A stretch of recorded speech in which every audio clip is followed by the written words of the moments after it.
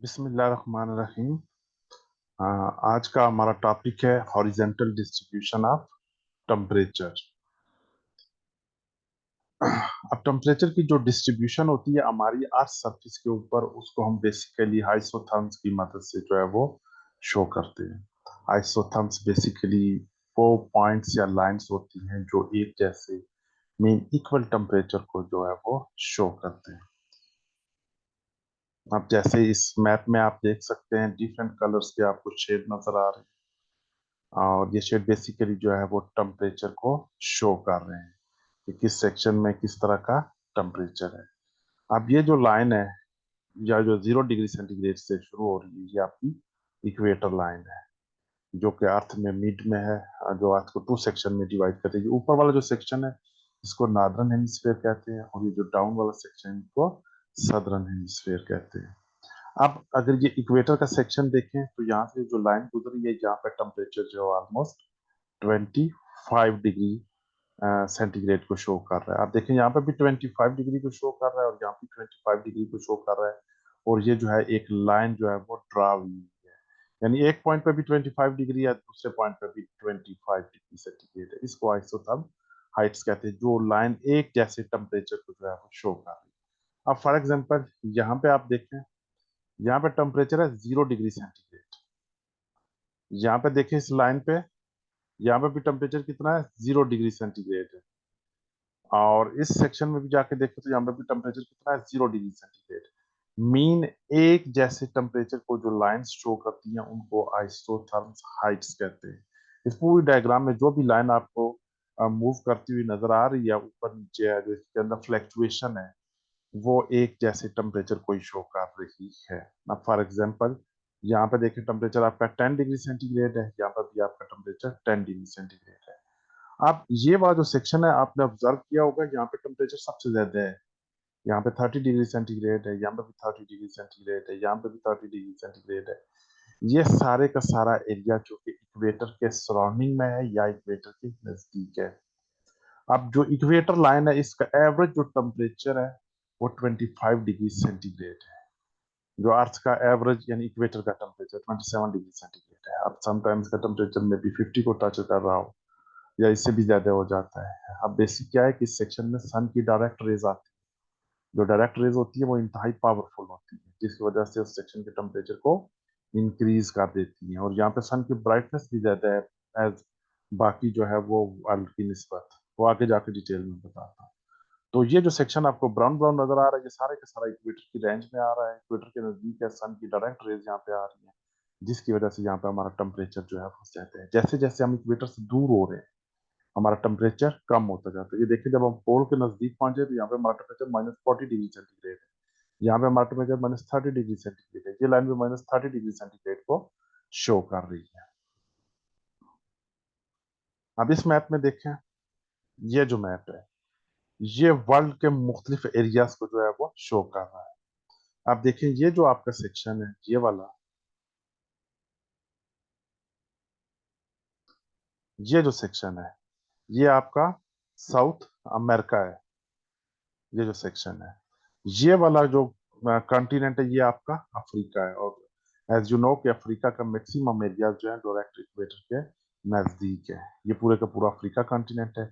ये आपका ऑस्ट्रेलिया है, और यहाँ पे आपका जो है वो पाकिस्तान आ रहा है। ये इंडिया है, और ये जो है ये जो रीजन है ये आपका पाकिस्तान है। अब क्या हो रहा है बेसिकली यहाँ पे, ये पाकिस्तान है। अब आप गौर करें तो ये जो नीचे वाला सेक्शन है ना पाकिस्तान का, एक सेकंड बताता हूँ। ये जो सेक्शन है पाकिस्तान का, ये जो लाइन के नीचे, ये यहाँ पे आपके 2 प्रोवेंसेस हैं, एक तो आपका बलूचिस्तान है और दूसरा आपका सिंध का सेक्शन है। और ये पाकिस्तान की जो बाउंड्री स्टार्ट होती है 23.4 यानी ऑलमोस्ट 24 डिग्री से जो है वो स्टार्ट होती है, और जो सन की मैक्सिमम मूवमेंट है वो 23.5 डिग्री सेंटीग्रेड तक है। अब ये ऑलमोस्ट 23.5 डिग्री सेंटीग्रेड तक ये रेंज आ रही है यहाँ पे भी, और इस सेक्शन में 23.5 डिग्री सेंटीग्रेड तक आ रही है। ये सारे का सारा एरिया जो है ये सन की मूवमेंट के नीचे आता है। ये आपकी यहाँ पे मिड पे इक्वेटर लाइन आ रही है, ये ट्रॉपिक ऑफ कैंसर है, ये ट्रॉपिक ऑफ कैप्रिकॉर्न है।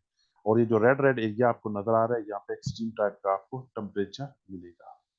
तो ये जो लाइन मूव करती है, फॉर एग्जांपल यहाँ पे टेम्परेचर अगर 20 डिग्री सेंटीग्रेड था, तो यहाँ पे भी इसका टेम्परेचर 20 डिग्री सेंटीग्रेड और इस सेक्शन में भी 20 डिग्री सेंटीग्रेड है। मीन जो लाइन यहाँ से स्टार्ट हो रही है यहाँ पे आ रही है, और जो आपने देखा था उसके अंदर फ्लक्चुएशन भी थी, इसके मूवमेंट की वजह से फिर क्या हुआ, जैसे जैसे ये ऐसे ऐसे मूव करती जाएगी सेम टेम्परेचर को शो करती जाएगी। ये होती है हमारी आइसो थर्म्स या आइसो हाइट्स भी इसको बोलते हैं। अब टेम्परेचर की बेस पे इसके डिफरेंट सेक्शन में डिवाइड किया जाता है कि वो टेम्परेचर को, यानी डिफरेंट फैक्टर जो है वो टेम्परेचर को कैसे अफेक्ट करते हैं। अब हम इनको मजीद डिटेल में देखते हैं।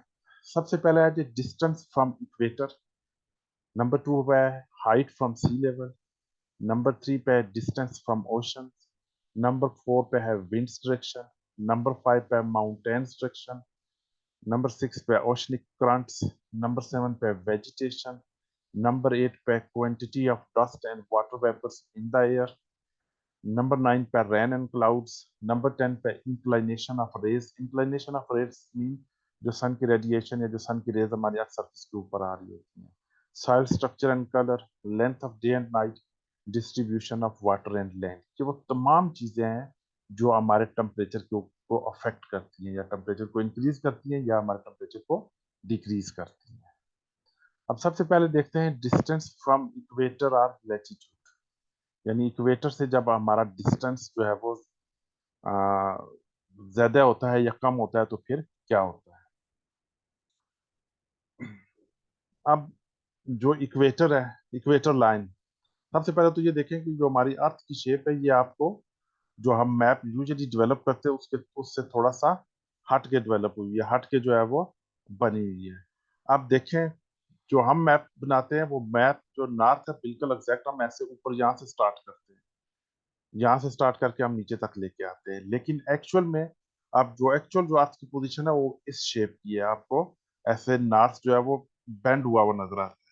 ये जो इसका बेंड है ये हमारी अर्थ सरफेस, जो हमारी अर्थ है इसका टिल्ट है जो कि सन की तरफ है, डायरेक्शन टुवर्ड्स सन है, जो कि 23.5 डिग्री सेंटीग्रेड है। ये जीरो है यहाँ पे, ये 23.5 डिग्री सेंटीग्रेड है जो हमारी अर्थ बेंड हुई है सन के सामने 23.5 डिग्री सेंटीग्रेड पे।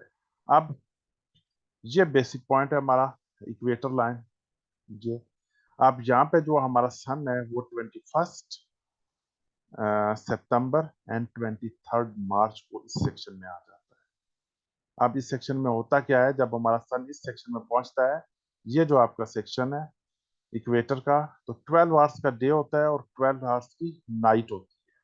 अब जब 12 आवर्स का डे होगा, 12 आवर्स की नाइट होगी, तो इसका क्या असर होता है कि जब सन यहाँ पे होगा तो ये जो बोथ सेक्शन है आपके, जो ट्रॉपिक ऑफ कैंसर है और ट्रॉपिक ऑफ कैप्रिकॉर्न है, ये जो बोथ सेक्शन है, अब यहाँ से जो सन की लाइट यहाँ पे भी आ रही है और सन की लाइट जो इक्वेटर से यहाँ पे भी आ रही है। ठीक हो गया। लेकिन ये जो सेक्शन है ना, ये वाला, यहाँ पे सन की होल ईयर डायरेक्ट रेज है। अब इन डायरेक्ट रेज आने की सूरत में क्या होता है कि ये जो सेक्शन है ना, ये ट्रॉपिक ऑफ कैंसर और ट्रॉपिक ऑफ कॉर्न, यहाँ पे आपका टेम्परेचर जो है वो इंक्रीज कर जाता है, टेम्परेचर आपका ज्यादा होता है, जिस वजह से इस पूरे सेक्शन का जो इक्वेटर का खास तौर पर ये जो सेक्शन है, यहाँ पे आपका टेम्परेचर 27 डिग्री सेंटीग्रेड जो है वो एवरेज रिकॉर्ड किया गया है।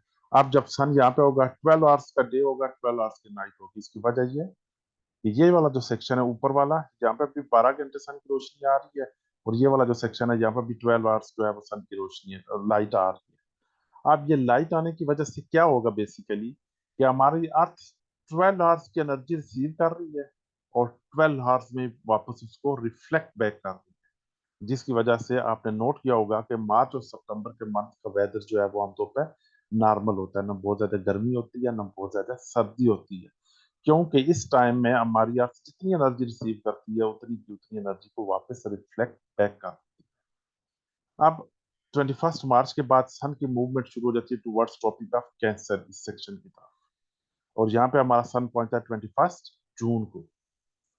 अब जब सन हमारे यहाँ पे 21 जून को पहुंचता है तो इसका मतलब है कि ये जो सेक्शन है यहाँ पे डायरेक्ट रेज आ रही है, ये जो सेक्शन है, और यहाँ से जो सन की रेज इस साइड पे आएंगी, क्या होगा, ये लॉन्ग वेव होती है, कितना ज्यादा इसको ट्रेवल करना पड़ता है, तिरछी शुआएं होती हैं, ये जो है ये लॉन्ग वेव्स होती हैं। ये लॉन्ग वेव्स जो होते हैं यूजुअली ये बहुत वीक होती है, जो शॉर्ट वेव होती है वो इंतहाई पावरफुल होती है, जिस वजह से आपने ऑब्जर्व किया होगा कि मई, जून, जुलाई, अगस्त, ये जो मंथ होते हैं ना, हमारे यहाँ पाकिस्तान में टेम्परेचर जो है वो इंक्रीज करता है और बहुत शिद्दत की जो है वो गर्मी होती है। अब इसकी बेसिक वजह ये है कि ये जो सेक्शन है यहाँ पे डे जो है वो लेंथ इंक्रीज आनी शुरू हो जाती है। यहाँ पे आप देखें तो मैक्सिमम 13.5 डिग्री सेंटीग्रेड तक जो है वो आपका दिन हो जाता है। अब जब हमारी अर्थ 13.5 डिग्री सेंटीग्रेड एनर्जी रिसीव कर रही है इस सेक्शन के ऊपर, तो इसको रिफ्लेक्ट बैक करने के लिए भी 13.5 आवर्स ही चाहिए।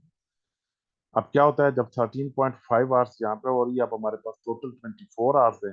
अब ऑलमोस्ट 10.5 आवर्स हमारे पास बचे हैं। 10.5 आवर्स की एनर्जी है वो तो अर्थ ने रिलीज कर दी है।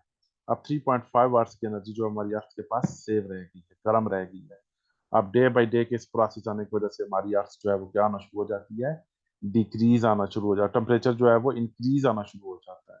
जब टेम्परेचर इंक्रीज होता है तो फिर टेम्परेचर आपका एक्सट्रीम हो जाता है, फिर जो है वो आपको आ, शदीद किस्म की जो है वो हीट आपको या शदीद किस्म के टेम्परेचर को जो है फेस करना पड़ता है। अब जब सन यहाँ पे क्या है, 13.5 आवर्स का डे है, लेकिन ट्रॉपिक ऑफ कैप्रिकॉन पे यहाँ पे देखें आपको 10.5 आवर्स का डे है। इसकी वजह, ये जो सन की लाइट आ रही है यहाँ पे, ये लॉन्ग वेव्स की शेप में आ रही है और हमारी अर्थ जो है वो लेस एनर्जी रिसीव कर रही है। अब जब ये लेस एनर्जी रिसीव करेगी तो क्या होगा, अब हमारी अर्थ ने रिसीव किया 10.5 आवर्स जो है वो सोलर रेडिएशन रिसीव की है। जब इसने 10.5 आवर्स जो है वो सोलर एनर्जी रिसीव की है, तो फिर इसका रिजल्ट क्या निकला कि हमारी अर्थ को 10.5 आवर्स चाहिए इसको वापस रिफ्लेक्ट बैक करने के लिए।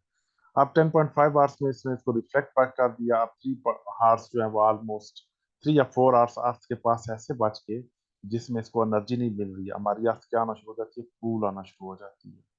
जब कूल आनी शुरू हो जाती है तो ठंडी आनी शुरू हो जाती है, जिस वजह से हमारा टेम्परेचर जो है वो डिक्रीज हो जाता है।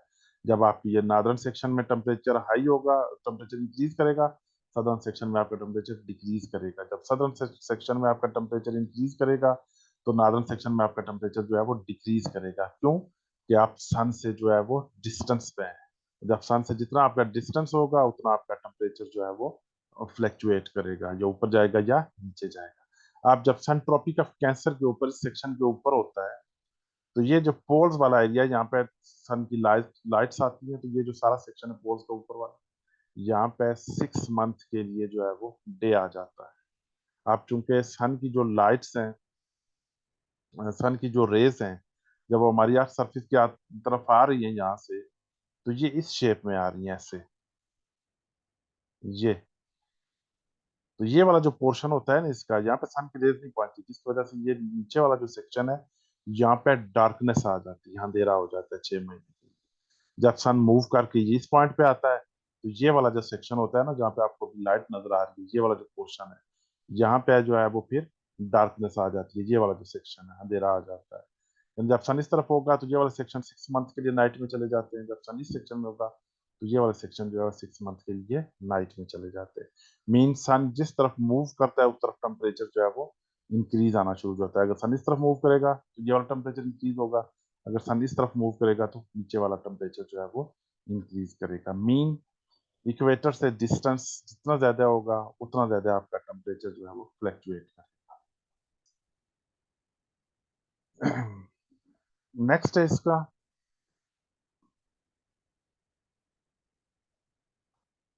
Height from sea level. जैसे जैसे आप अल्टीट्यूड की तरफ जाएंगे आपका टेम्परेचर जो है वो डिक्रीज होगा। ये आपकी सरफेस है, अर्थ की सरफेस। जो हाइट होती है वो सी लेवल से ली जाती है। ये जो आपका पॉइंट है, सी लेवल बेसिक पॉइंट होता है जहाँ से हाइट ली जाती है। जहाँ से भी ली जाती है, ये तो आपकी पीक का टॉप है। ये बेसिक सोर्स है जहाँ से आपकी हाइट ली जाती है। जैसे जैसे यहाँ से आप ऊपर जाएंगे, आपका टेम्परेचर क्या होगा, डिक्रीज आना शुरू हो जाएगा।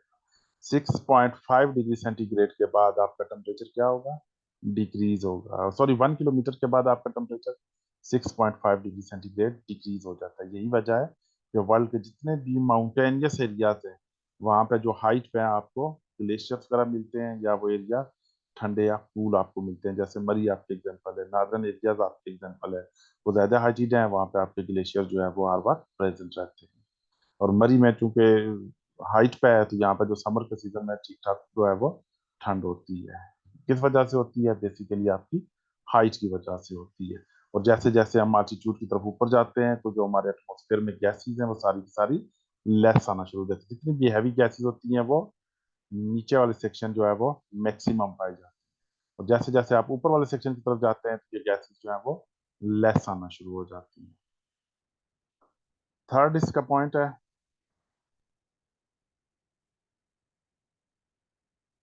Distance from oceans. आप ये जो ओशंस का डिस्टेंस है ना, ये भी आपके टेम्परेचर के ऊपर अफेक्ट करता है। आप ये वाला जो सेक्शन है, आप देखें इसको, ये जो हमारी सॉइल है, यहाँ पे जो सन की रेडिएशन आती है ना, ये सिर्फ इसके टॉप वाले सेक्शन को जो है वो, थोड़े से सेक्शन को जो है वो हीट अप करती है। और जो सन जो रेडिएशन वाटर में आ रही होती है, वो पेनिट्रेट होके डीप तक चली जाती है। फिर जो वाटर का ये साइकिल मूव कर रहा है ना, ऐसे फ्लो करके, ये इसको इजीली जो है वो जो रेडिएशन होती है, इसको बाहर नहीं आने देता है। ये वाटर के साथ, यानी वाटर इसको वाटर के अंदर पेनिट्रेट होती है, उसके अंदर मैक्सिमम टाइम तक रहती है। जिसकी वजह से आपने ऑब्जर्व किया होगा कि समर के सीजन में आपका वाटर वार्म होता है, सॉरी कोल्ड होता है, और विंटर के सीजन में वार्म होता है। वो बेसिकली ये जो वाटर का फ्लो या साइकिल है, इसकी वजह से बेसिकली ये होता है। अब जो हमारी अर्थ की सरफेस है, अब सरफेस में जो सन की रेडिएशन है, ये इतना ज्यादा पेनिट्रेट नहीं कर पाती है। सरफेस के जस्ट फ्यू फ्यू फीट का सेक्शन कह सकते हैं, जहाँ पर ये एब्जॉर्ब होती हैं और फिर यहाँ से रिफ्लेक्ट बैक होती हैं। अब जब सन की रेडिएशन आती है, तो जब जैसे जैसे आपकी अर्थ हीट अप होती है, तो क्या होता है? एवेपोरेशन का प्रोसेस होता है। जो हमारी लैंड है, यहाँ पे जो सॉइल में मॉइस्चर होता है, थोड़ा बहुत वो एवेपोरेट होता है, लेकिन वाटर के ऊपर से जो मैक्सिमम एवेपोरेशन होती है।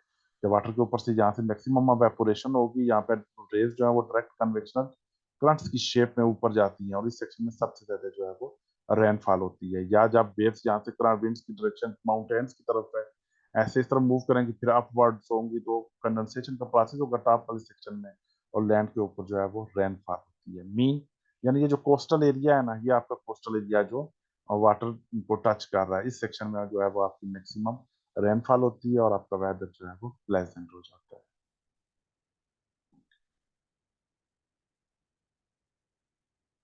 फिर नेक्स्ट है इसका माउंटेन्स डायरेक्शन।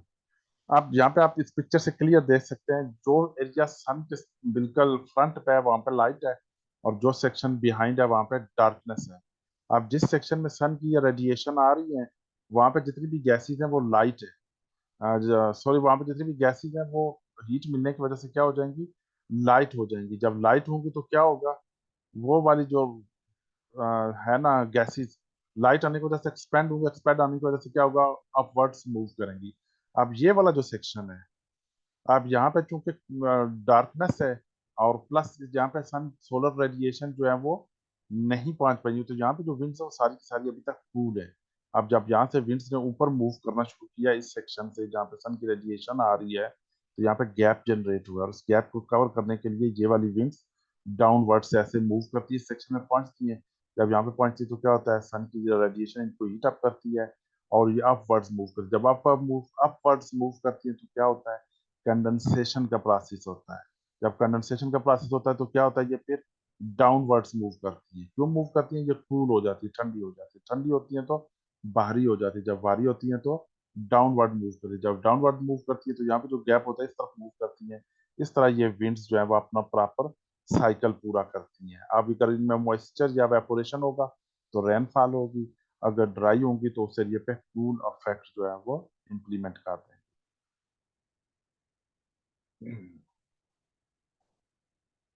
नेक्स्ट है ओशनिक करंट्स, जो वेरी इंपॉर्टेंट है। जो हमारे समुद्रों में वेव्स वगैरह प्रोड्यूस होती है ना, उसको ओशनिक करंट्स कहते हैं। इनको ओशनिक गेयर्स भी कहते हैं। अब होता क्या है बेसिकली इसमें? एक सेकेंड।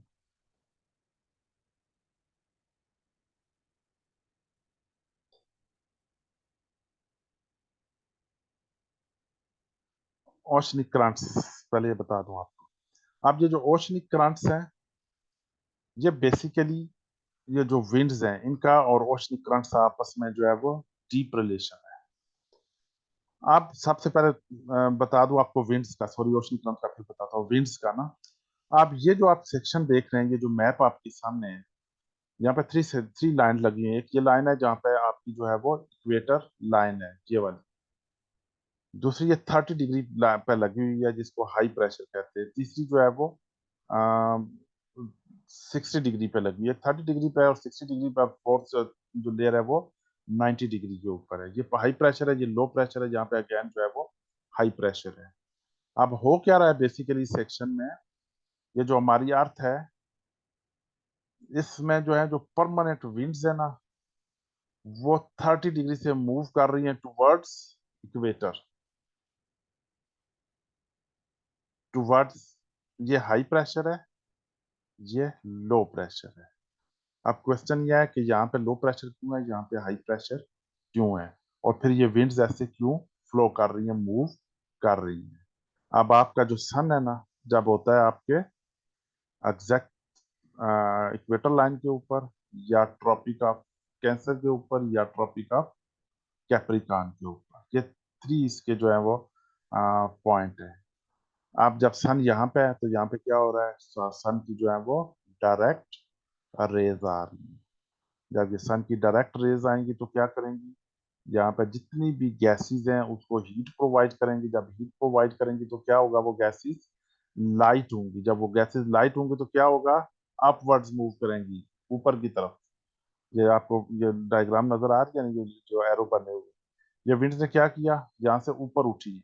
अब ऊपर आने की वजह से क्या हो गया, आपका कंडेंसेशन का प्रोसेस होता है, विंड्स कूल हो गई है। कूल आने की वजह से इन्होंने आगे मूव किया, और फिर यहाँ से जो है वो डाउन आ गई, भारी हो गई, और फिर वापस नीचे आ गई। अब चूंकि इस सेक्शन में जो है वो लो प्रेशर है, और यहाँ पे जो है वो हाई प्रेशर है। लो प्रेशर इस वजह से है कि यहाँ पे जितनी गैसेस है वो लाइट होके एटमोसफेयर की तरफ मूव कर रही है, तो फिर ये विंड्स जो है वो डाउनवर्ड्स टुवर्ड्स इक्वेटर मूव कर रही है। ये वाली ये विंड्स इक्वेटर की तरफ मूव कर रही है हाई प्रेशर के ऊपर, क्योंकि सन जो है वो इक्वेटर के ऊपर है। अब आपने गौर किया कि ये जो विंड्स के एरो हैं, ये बजाय स्ट्रेट आने के ऐसे आके राइट साइड को जो है वो लेफ्ट साइड को मूव हो रहे हैं। और ये बेसिकली क्या होता है कि जो आपकी कोलियस फोर्स है, जो जितनी भी चीजें हैं जो राइट साइड से मूव, नॉर्दर्न हेमिस्फेयर से राइट साइड पे ये इसको पुश कर देती है, और सदर्न हेमिस्फेयर में इसको लेफ्ट साइड पे पुश कर देती है, जिसकी वजह से विंड्स में जो है वो ऐसे टिल्ट सा आ जाता है। अब ये परमानेंट विंड्स हैं जो होल ईयर मूव कर रही है इस तरफ, और ये विंड्स किस तरफ मूव कर रही हैं, towards high pressure towards low pressure. और ये नीचे वाले सेक्शन से भी, इनको बेसिकली ट्रेड विंड्स भी कहते हैं।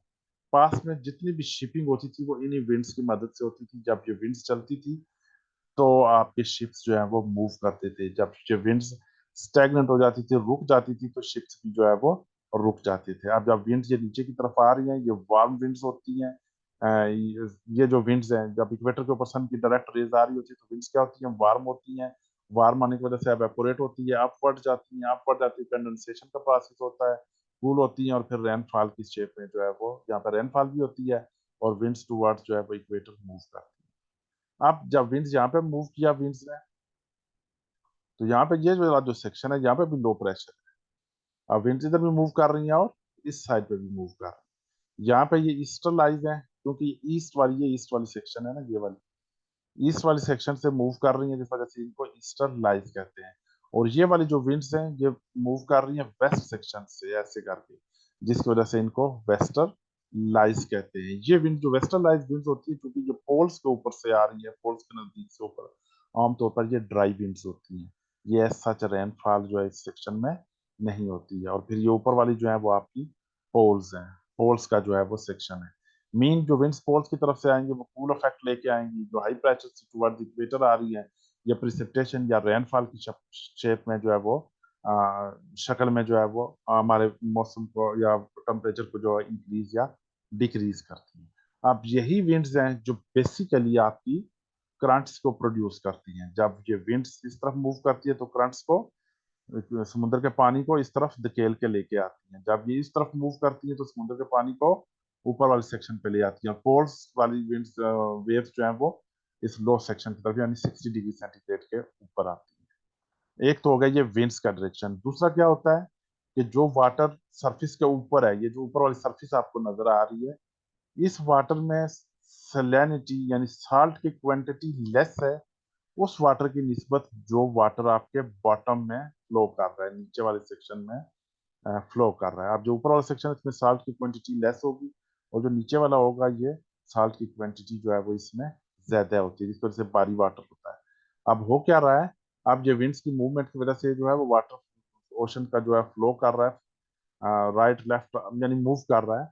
तो जब ये इक्वेटर की तरफ आ रहा है तो जो वार्म वाटर है यहाँ पे आके ये वार्म होता है, वार्म होने की वजह से वाटर ऊपर उठता है। जब ये ऊपर उठता है तो फिर इसको कवर करने के लिए पोल्स वाले सेक्शन से जो डीप वाटर की वेव्स मूव करती हैं, जब वो इक्वेटर के नजदीक पहुंचती है तो वार्म होती है, वार्म होकर फिर ऊपर आ जाती है।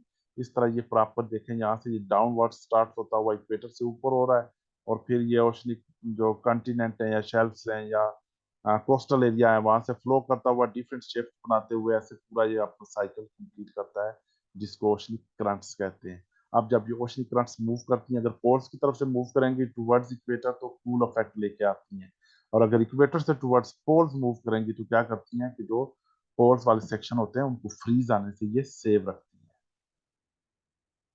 फिर इंक्लाइनेशन ऑफ रेस मीन जो सन की रेडिएशन आ रही है, ये पहले भी बता चुका हूँ। जो ट्रॉपिक ऑफ कैंसर वाले सेक्शन में जो है वो ज्यादा होती हैं जब इस तरफ आएंगी, जब इक्वेटर के ऊपर होंगे तो इक्वेटर वाले सेक्शन में ज्यादा होंगी, और जब ये आपके ट्रॉपिक ऑफ कैप्रिकॉर्न के ऊपर होंगी जो सदर्न सेक्शन है तो वहां पर जो गर्मी हो जाती है, इधर सर्दी हो जाएगी, जब इधर सर्दी होती है इधर गर्मी हो जाती है। जब इक्वेटर के ऊपर होंगी तो बहुत हेमिस्फेयर में जो है वो मॉडरेट टाइप का मौसम हो जाता है। फिर है साइल स्ट्रक्चर एंड कलर। अब साइल स्ट्रक्चर एंड कलर में जो है साइल बेसिक रोल प्ले करती है। इसमें जो डार्क कलर की रॉक्स यानी ब्लैक रॉक्स होती हैं वो जल्दी हीट को ऑब्जॉर्ब करती हैं और जल्दी इसको रिलीज कर देती हैं। जो सैंडी साइल होगी जल्दी हीट को ऑब्जॉर्ब करेगी और जल्दी हीट को रिलीज कर देगी। और जो नॉर्मल साइल होती है वो टाइम कंज्यूमिंग होती है, टाइम लिमिट्स है उसकी, उस टाइम तक हीट को ऑब्जॉर्ब करेगी तो उस टाइम तक हीट को रिलीज कर देगी। लेकिन जो सबसे बेसिक रोल प्ले कर रही होती हैं वो आपकी जो है वो ब्लैक रॉक्स हैं, सैंडी साइल्स हैं, जो जल्दी हीट अप होती हैं और जल्दी जो है वो हीट को रिलीज कर देती हैं। अब जैसे आप अरब कंट्रीज, सऊदी अरेबिया हो गया, दुबई, यूएई, इनको देखें दिन के वक्त टेम्परेचर काफी ज्यादा हो जाता है, रात के वक्त टेम्परेचर जो है वो प्लेजेंट हो जाता है। इसकी बेसिक वजह यह है कि डे के वक्त चूंकि वो सैंडी एरिया है, डेजर्ट से, वहां पे टेम्परेचर जो है वो इंक्रीज कर जाता है, और जैसे ही सोलर जितनी रेडिएशन आती है हमारी अर्थ सरफेस के ऊपर जल्दी हीट अब्जॉर्ब करती है और फिर जल्दी से इसको रिफ्लेक्ट बैक कर देती है, जिस वजह से रात के वक्त टेम्परेचर जो है वो बेहतर होता है। फिर quantity of dust and water vapours. Dust and water vapours वो है, वाटर वेपर जो छोटे छोटे स्मॉल पार्टिकल्स हैं जो हमारे एटमॉस्फेयर में प्रेजेंट है। जैसे हम सांस ले रहे हैं ना तो अच्छी खासी क्वांटिटी में हम वाटर जो है वो एटमॉस्फेयर में थ्रो आउट करते हैं। इसी तरह वेजिटेशन से आ रहा है, वाटर बॉडी से आ रहा है, ये वाटर हमारे एटमॉस्फेयर में प्रेजेंट है जिसको वाटर वेपर बोलते हैं। लेकिन ये maximum oceans, lakes, springs, vegetation, soil की मॉइस्चर जो है वेपोरेट हो रहा होता है हमारे एटमॉस्फेयर में आ जाता है। और जो डस्ट के पार्टिकल्स होते हैं, ये जो छोटे छोटे पार्टिकल्स होते हैं, अगर आप देखें किसी टाइम विंडो वगैरह से जो सन की एक बीम, एक लाइट अंदर आ रही होती है, उसको देखें तो उसमें बहुत सारे ये छोटे छोटे पार्टिकल्स आपको फ्लो करते हुए नजर आते हैं। तो ये डस्ट पार्टिकल्स उस सेक्शन में ज्यादा होंगी जहाँ पे आपके डेजर्ट्स हैं, जहाँ पे वेजिटेशन होगी आपके डस्ट पार्टिकल्स कम होंगे, आपके वाटर वेपर उस सेक्शन में ज्यादा होंगे। Length of day and night very early बताया था आपको कि इक्वेटर पे होगा 12 आवर्स का डे, 12 आवर्स की नाइट होगी। ट्रॉपिक ऑफ कैंसर के ऊपर पे जाएगा तकरीबन 14 आवर्स का डे होगा, 10 आवर्स की नाइट होगी। ट्रॉपिक ऑफ कैप्रिकॉर्न के ऊपर भी जाएगा तो सेम सिचुएशन होगी। Distribution of water and land. अब ये जो वाटर लैंड की डिस्ट्रीब्यूशन है ना, अगर आप गौर करें तो ये जो नार्दर्न हेमिस्फेयर है यहाँ पे आपकी जो है वो लैंड ज्यादा है, और जो सदर्न वाला सेक्शन है जहाँ पे आपकी जो है वो वाटर बॉडीज ज्यादा हैं। तो ये भी आपके टेम्परेचर के ऊपर जो है वो अफेक्ट करती है। जिस एरिया में ओशन से ज्यादा है वहाँ पे कोस्टल एरिया पे आमतौर पे जो है वो रेनफॉल ज्यादा होती है, और जो एरिया ओशन से वाटर बॉडी से दूर होता है वहाँ पर रेनफॉल लेस होती है।